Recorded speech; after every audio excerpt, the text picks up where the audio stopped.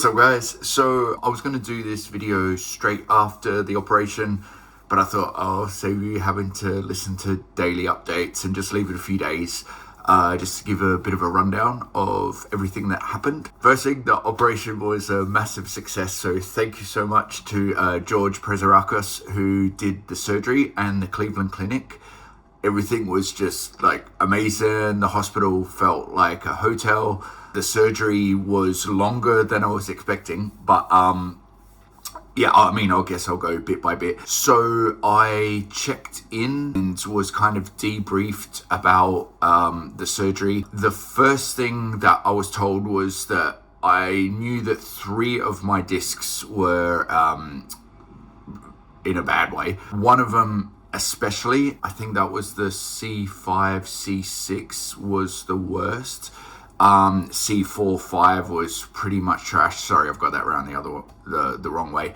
But those 2 were in a really bad way. And C3, 4, that one showed damage, but not as much as the other ones. And we discussed it, and it was basically like a risk reward of fixing all 3 or doing the 2 most problematic ones, and hopefully that alleviating some of the stress of C3, 4. So that's what we decided to do. So I actually had 2 discs replaced, not 3. It was just thought that the recovery would be less, and it's just like there's no guarantee. I may need C3, 4 done down the line, but we just thought this is probably a pretty good start, pretty good course of action. I had full faith in the surgeons, so that's the option that we went with. So I actually had 2 discs replaced, not the 3. So that was the first thing that was covered. The next thing was, I thought we had decided to go in through the front. Obviously, that's the way we did go.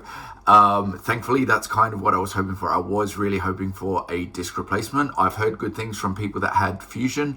For me personally, just doing the stunts and everything, I would like to, have mobility in my neck as much as possible.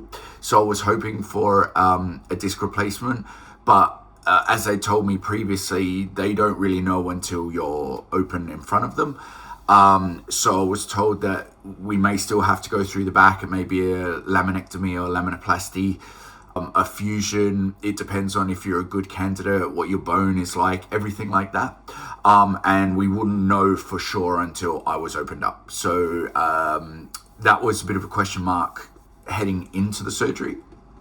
As far as the way things kind of unfolded, so as I said, check-in, place was really nice, food was great, all the staff were incredible. Anyone in London, really recommend the Cleveland Clinic. That was a fantastic place, and thank you again to everyone for looking after me so well. And then it was kind of game time, so got prepped, got ready, was taken down and was told it would probably be 4-5 hour surgery. I think in the end it was 6.5, getting towards 7. It was something around there. Enough that my wife was starting to get worried. They thought it must have been a plan B. So when I came back and we'd gone through the front and gone with plan A, that was fantastic news. Everything was explained super clearly, as much as possible, is that you're going to be unconscious while it's happening. So it was my first time under general anesthetic, so I've been psyching myself up, stay away from the light and all that. So kind of went into it like I was counting down towards a fight, probably a bit too much so, it would seem. So they put the gas on, and it's just like everybody says, anyone who's been through it, that you just I was fighting out, I don't know why, but just the thought of going out, I was just like, oh, let me see, and then everything goes cloudy, and then you're out. I woke up unfortunately, and I'm really sorry to the nurses. I woke up, apparently I was kind of scrapping with the nurses. I think I was coming out of the anesthetic. It was just a bunch of hands on me that I didn't know. So apparently I was fighting that, and I pulled out the little container that you have that's collecting all your blood. So I spilled that everywhere, and I'm really sorry.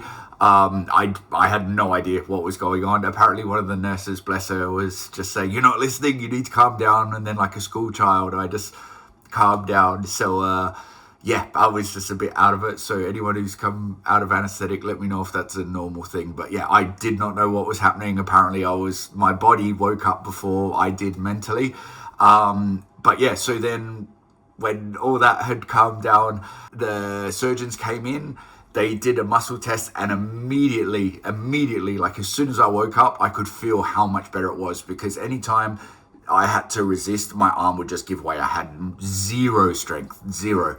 And straight away I could feel like my arm kind of felt like it was attached again. It's a weird feeling when, I've been doing the best I can. Now that I'm on the other side of it, because you just try and keep your head down and keep going and ignore all the things that are going on. But it's been weird. Like, I've been still holding pads. I've been doing that as much as I can, because there are bits of my arm that still function if I'm on the paddles, especially because I don't have to lift my hands so high, because my shoulders I didn't have the strength to lift my hands. Sometimes my hand would just go off to the side and kind of seize up, and my brain is saying, you need to keep going, but my body would just stop. There was no connection. So when I woke up and I had strength, it was the best feeling in the world. I can't describe how good it was, because I'm like, if I have this immediately after, I feel like I'm in a good place. So yeah, that happened as soon as I woke up. I was taken back up to my room. I still had the blood catchy thing. There's a name for it. I don't know what it is, but I had that thing attached. And that stayed on overnight, because by the time I was there, it was I think 10 o'clock, 9 o'clock at night.